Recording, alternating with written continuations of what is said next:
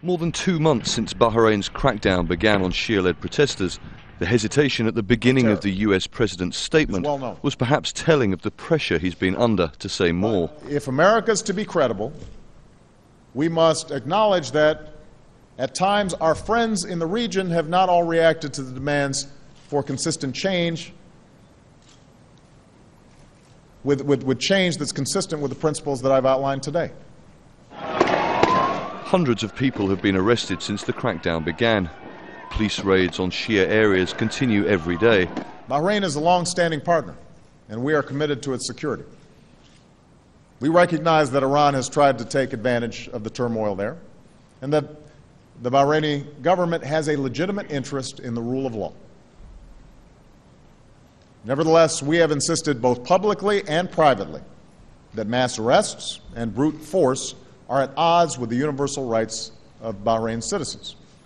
And we will, and such steps will not make legitimate calls for reform go away.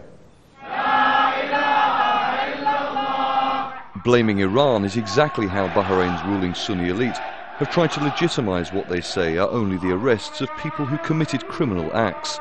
It fits perfectly with Washington's security interests and keeping the Fifth Fleet in Bahrain.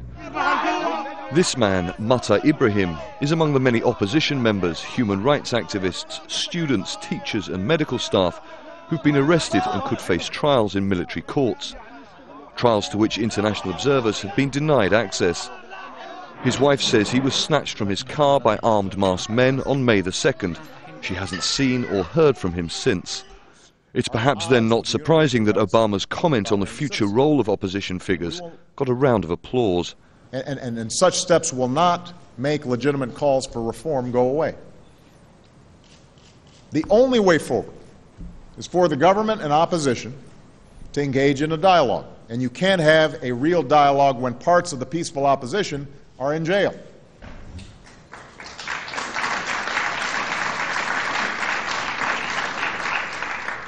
The government must create the conditions for dialogue, and the opposition must participate to forge a just future for all Bahrainis. For Bahrain's Shia-led protesters, their demands for political reforms have so far been ignored by Washington. They say US support for similar political reforms in other countries came far sooner. Many will no doubt think that Obama's statements are still quieter in comparison and have come far too late. Charles Stratford, Al Jazeera.